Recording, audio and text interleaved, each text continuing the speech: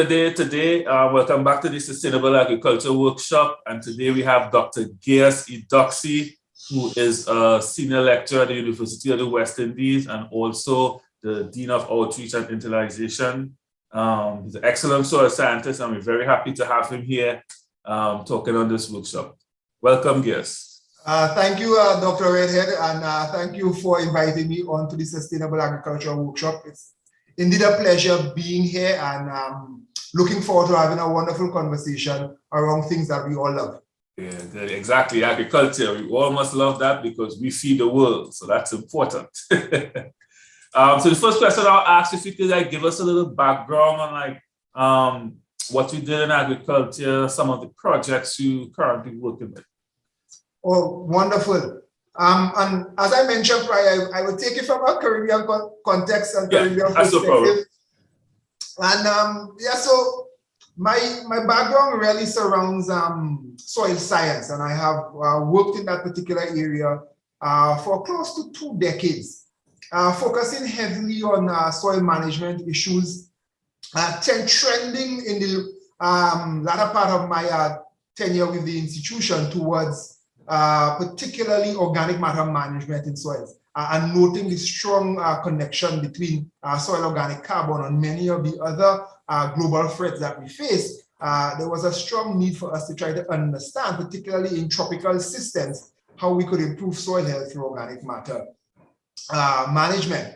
And as such, that has led to a significant number of projects surrounding stabilized forms of organic matter, particularly in the process of composting and understanding in a tropical system how those biochemical and other stabilized forms of organic carbon can either lead to carbon sequestration and supplement to that, obviously, improve soil health. So we have focused a lot of our research in that area.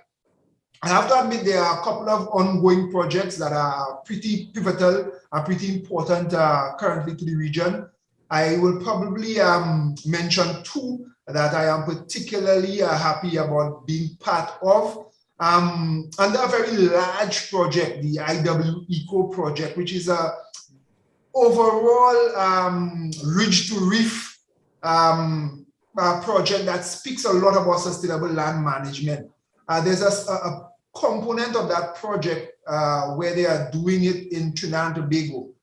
And we have partnered with an NGO called I Am Movement to investigate the rehabilitation of what they call degradation hotspots. So under the UNCCD, they have this land degradation neutrality target setting process that helps country parties identify areas of significant degradation that need some amount of restoration.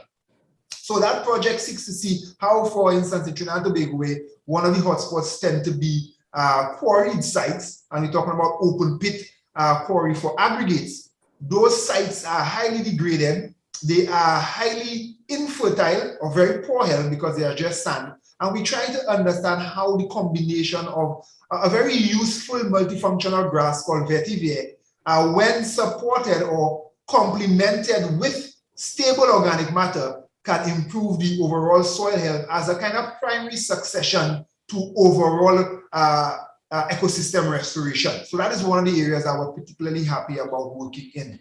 The other area quickly has to do with a multi-country project that we actually just recently finalized our arrangements to participate in, called Soil Care. And Soil Care is a project that encompasses trying to understand the need for soil-based information as a critical component of decision-making surrounding natural resource management, particularly land use.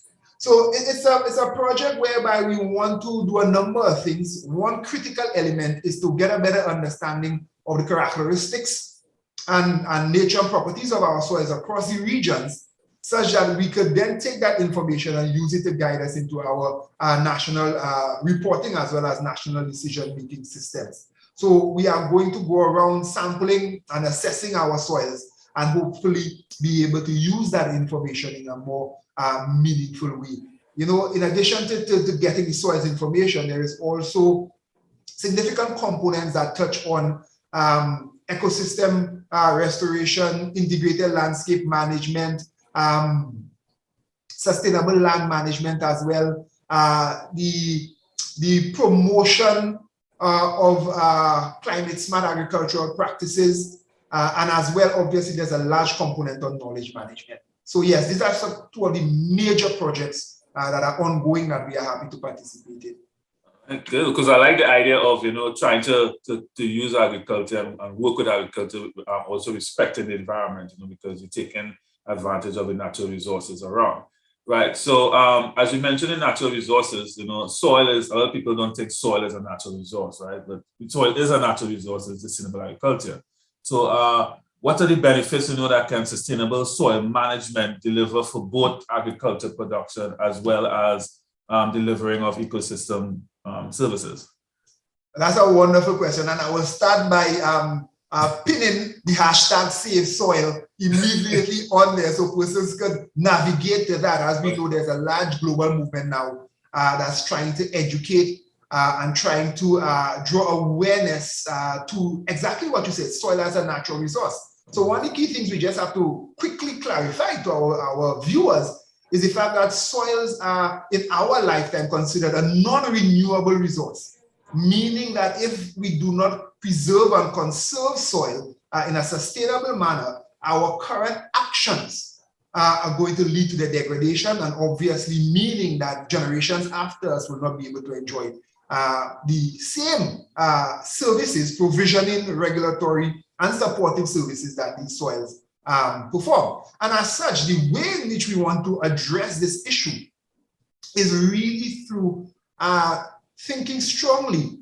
about sustainable soil management. And what do we mean by sustainable soil management? All that simply means is that the manner in which you utilize the resource, it has to be one that ensures its continued protection from degradation, its continued ability to perform those very said services. One, obviously, one of the most important ones is the food provisioning service, but as well a number of those other regulatory and support services, such as water purification, modification of our atmospheric carbon levels. We also want to make sure that the soil continues to perform those services while we are using it, such that the soil maintains a very healthy status and can continue to function in that way from generation to generation.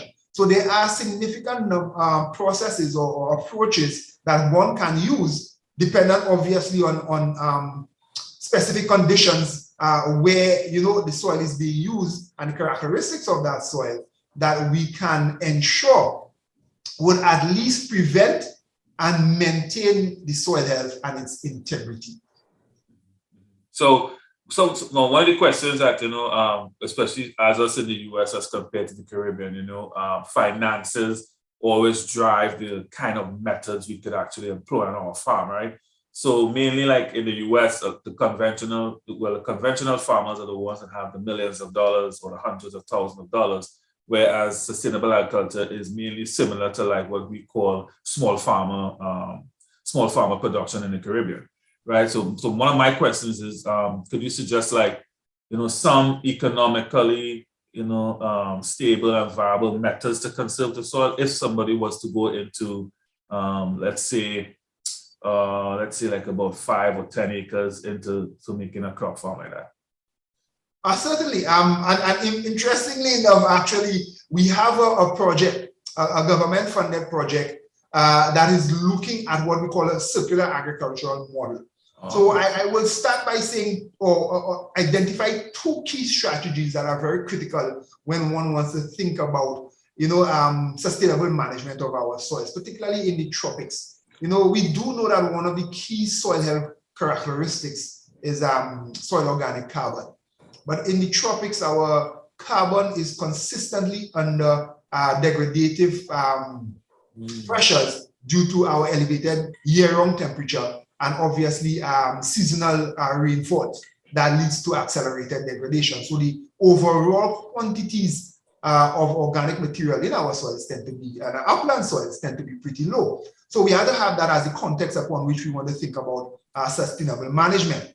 So within that project, what we wanted to do was blend or combine two critical elements to assist farmers in properly managing their soils, or better management of their soils. So one was the importance of knowledge through soil testing. So that's a fundamental, important approach for any farmer, I guess anywhere to take, irrespective of your size of your farm. Because with the understanding of the characteristics of your soil, you are in a better position to determine what might improve or what might be detrimental to soil health. So soil testing is one of those critical elements, because a simple thing like that, for instance, in Trinidad and Tobago, the vast majority of our soils are acid soils. And even as we may try to improve the productivity of those soils, if we do not consider, for instance, ensuring that the acid nature of those soils are also addressed through appropriate measures such as liming, we will not be able to get the benefits out of that soil. When I say benefits, what I'm meaning that the productivity of that soil will be limited by that acidity, and as well the overall biological proliferation within that soil is also going to be limited. So the essence is that we could address that through a simple understanding of where our soils lie along that pH scale. The other element that is critical for us, particularly again in the tropics, is that our soils are very fragile. They are very unstable, very low aggregate stability. And that has a lot to do with the fact that the organic matter contents in these upland soils tend to be extremely low. So we have very little inherent nature in terms of stability of these aggregates. So one of the things we recognize is that there's a need for organic inputs into our system to improve the overall health of our soils. But suffice it to say, it is not something that is not necessarily practiced. And that is why, again, having a good understanding and being able to demonstrate, particularly through having model farms and having, for instance, farmer field schools and these other tried and tested farmer engagement approaches are so critical. Because, for instance, throughout the Caribbean, a lot of our farmers input what we will call unstable organic amendments like manure into their fields. But over a growing season, because the carbon in there is readily labile, what you find is that it provides the actual production part of the soil a boost, but it doesn't support the sustaining part of the soil. So it doesn't improve on the soil health from that perspective, because most of that carbon will be oxidized and used up within, for instance, the year of application. So there's a need for us to also recognize the need to improve that soil, not through generally incorporation of unstable material, but more stable organic matter, especially under our conditions, that will have a longer period in there, and that might actually lead to some level of carbon sequestration versus with the unstable material leads to CO2 evolution via decomposition. Right, but I like that idea of carbon sequestration, but one of the things you mentioned before was the biological component, right? And I feel like a lot of farmers don't take into consideration soil microorganisms, and the role that they actually play in the whole process. So could you just describe like the role soil microorganisms play in the process, especially with food production systems, and how can we actually reduce the dependence on them? Well, that's a wonderful question. And I guess, what the eye can see, that continues. So the essence is that the microbes are just that. They are invisible to the eye, and hence if they are invisible to the eye, generally we have the perception that they are not necessarily important. And we see that a lot because, the tendencies and practices we have are practices that what we try to do all the time, rather than navigate an arena where we could probably evaluate the causative reasons behind particular symptoms we see, we simply want to address, through inputs various things that may be happening in our field. So what you will find is that actually our current practices are very detrimental on our overall soil biology. So the diversity, the enumeration, community structure, all of those features of our soil are under tremendous stress, and not even from degradated elements, from our sheer cropping practices. So yes, it's certainly important for farmers particularly to understand the significant role that our soil biology plays. One of the most important roles, obviously, is that within the realm of nutrient assimilation and nutrient release. So they're very critical for us, particularly in what we call the rhizosphere, which is that root interface soil layer, whereby a lot of biochemical reactions are occurring, a lot of them mediated by our soil microbes. You know, so they control significantly the availability of our nutrients there within that realm, and as well a number of other what we call phytochemicals, chemicals that either have stimulating effects on our overall plant performance. Right. We also have to recognize that the soil microbiology is such that it presents an opportunity for a certain level of biocontrol against pathogens. You know, through mechanisms such as competition and the release of suppressive exudates, etc., they do have a tremendous role. For instance, one of the ways we do know to control a lot of our fungal pathogens is simply by adjusting the pH and allowing for the bacterial colonies to predominate within there, thereby suppressing fungal growth, particularly pathogenic type fungi. So we do know that they have a tremendous role to play when it comes to also keeping our plants healthy. Yeah, and obviously we cannot dispel the importance towards on all the other ecosystem services and food chains and food webs that they maintain within our soil system that has obviously a wider impact outside of our soil. Yeah, that's very true, and I think a lot of management programs, you know, tend to miss the soil biology aspect of it, and they tend to focus on basically the physical characteristics of the soil as well as water content of the soil, right? So, like for example, you know, I know you had a lot of experience with irrigation systems and how to determine the amount of water to irrigate and things like that. You know, can you give us like a little bit of like this? I know that's a broad topic, but could you give us like a little synopsis on like how you go about, you know, choosing, especially for sustainable agriculture, because we're all about conserving water, right? How do we go about selecting an irrigation system that conserves water to stay on the farm than the big conventional system that just has a large sprayers on their farms?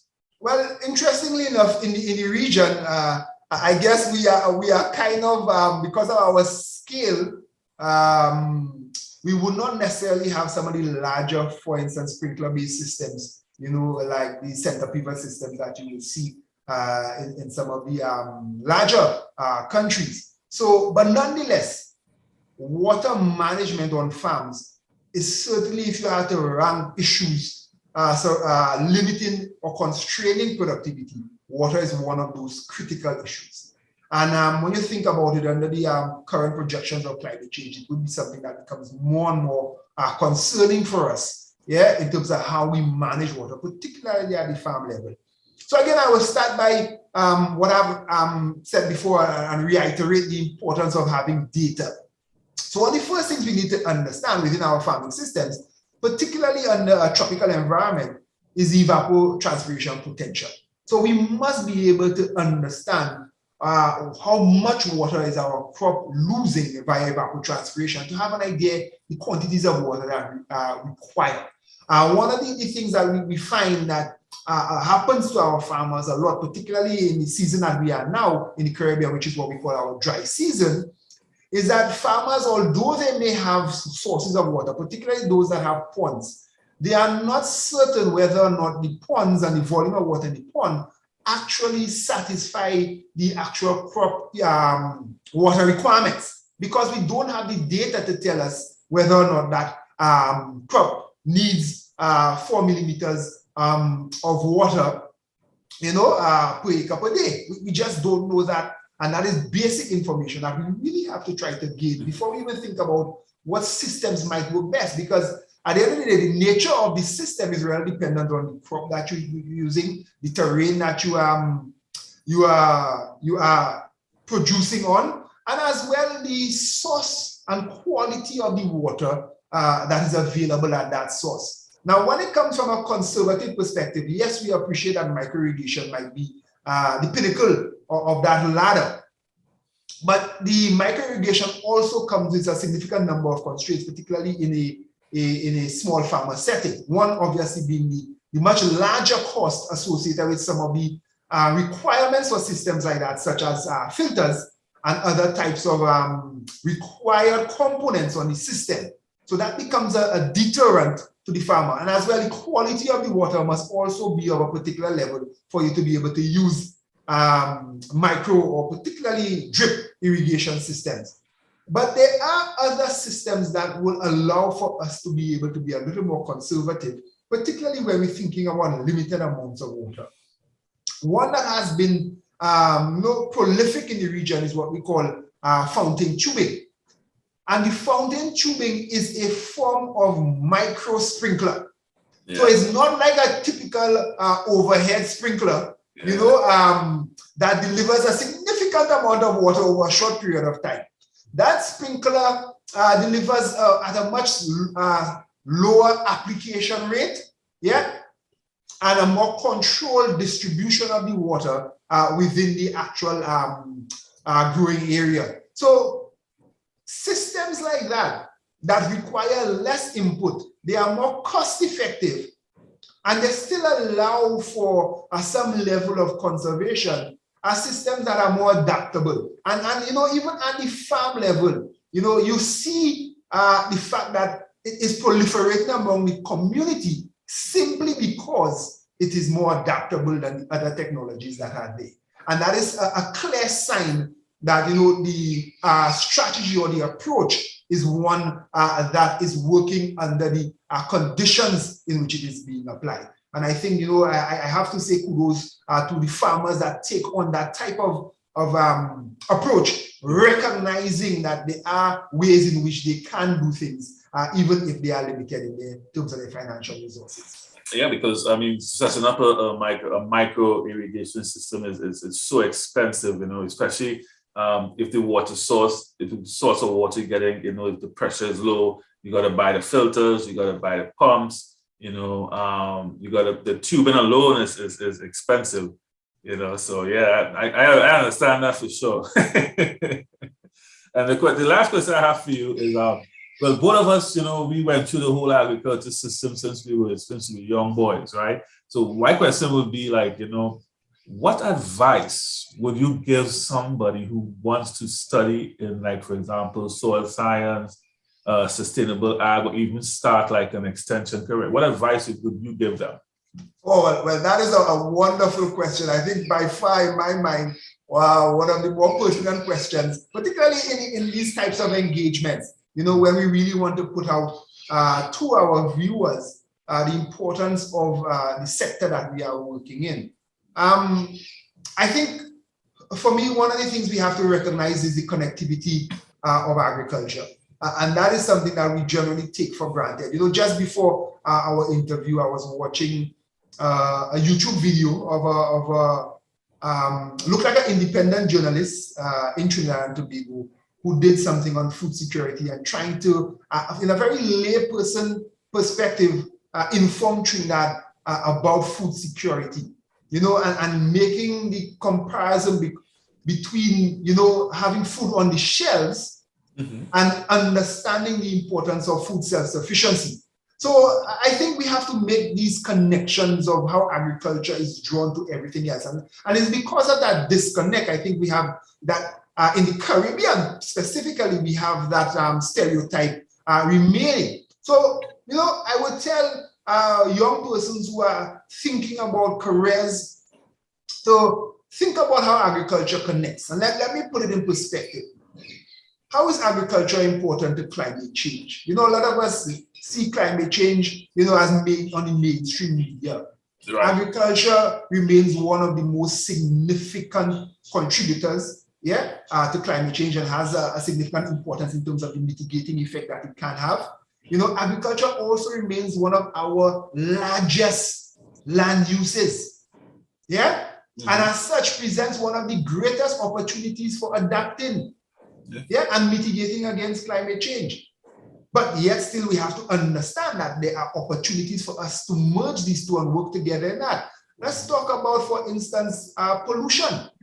A lot of us like environment, a lot of us think about these things. A lot of our pollution is associated with being caused by inappropriate agricultural practices, because again, the large land use. So we have the source to sea issues, that are creating significant amounts of dead seas, in the Atlantic coast, via the Mississippi, in the US, across many large continents. And these are things that we have to deal with right there in the Caribbean. There's a current study by the UNEP on that, and the problems that it is causing with regards to our corals and other things like that. So there is a strong link. We cannot solve these environmental issues without understanding that we have to also address agricultural production through the very same sustainable approach, that we're speaking about. And I'll just give probably one other critical area there. When we think about, for instance, food security and logistics and supply chains and these things, when we think about that, agriculture has a tremendous impact in terms of global trade. And how things happen. Look at what's going on currently with us in terms of increases in food prices, and fuel prices as a result of tensions and other actions that are happening in Eastern Europe. So we have to understand that agriculture has a tremendous role. And I think one of the things, particularly for our young persons in the region, is that we are kind of a little bit myopic with our view of agriculture, being associated with production only on a farm, and not recognizing that agriculture is a global sector, is a global industry, and it requires players at all different levels within that farm to fork, or within that value system. And it's when we connect it, is when we see the importance of it. There could be no food manufacturing without agriculture. There could be no enjoyment in our restaurants and bars without agriculture. Exactly. And it is when we connect all of those dots, we truly understand the significant role that agriculture plays. And I would want to take the opportunity to welcome persons if they want to understand a little bit more about the diversity of agriculture and the possibilities of careers, to certainly visit us at the Faculty of Food and Agriculture, as well, to first particularly engage with them surrounding, the various opportunities that are available. Yeah. Thank you very much. You couldn't put it much better. I don't have nothing else to add to that, because that's all what I think about too. That it's how society views agriculture, as you said, just the production part, but there's so many other careers you could go into. You could become a USDA scientist, a soil scientist. You could have a career in agriculture, biotechnology. You could even have a career in looking at mathematical applications in agriculture. Agriculture engineering. There's so many other fields we could go into, but we always focus on, the production side, going in the hot sun to plant a plant. that's what society will do. Much stress. We have happily, we're also knowing that even that aspect of it is currently undergoing significant transformations because of the fact that we have technologies now and the amount of ICTs that we are introducing into agriculture. We are seeing that even what we think is traditional, it no longer remains as traditional. So there's really great opportunity within that discipline. And I will lead by saying Adam, when we think about it, it is one of the oldest disciplines that we have. Yeah, and irrespective, and I taking that from the video I was watching. When you think about necessities, food is one of these necessities. And as such, no matter what else comes and goes, agriculture will always continue to be a very critical part of any society. Exactly, because people always have to eat, and that is the bottom. That is the bottom line. Well, thank you very much for spending some time with us today, Dr. Eudoxie. It was greatly appreciated, and we learned so much from this small interview about the soil water management, and the irrigation system. So we just want to thank you for spending this time with us this afternoon. It was a pleasure being here on sustainable agriculture, and I look forward to further engagements. Yeah. Good. Thank you very much. Most welcome.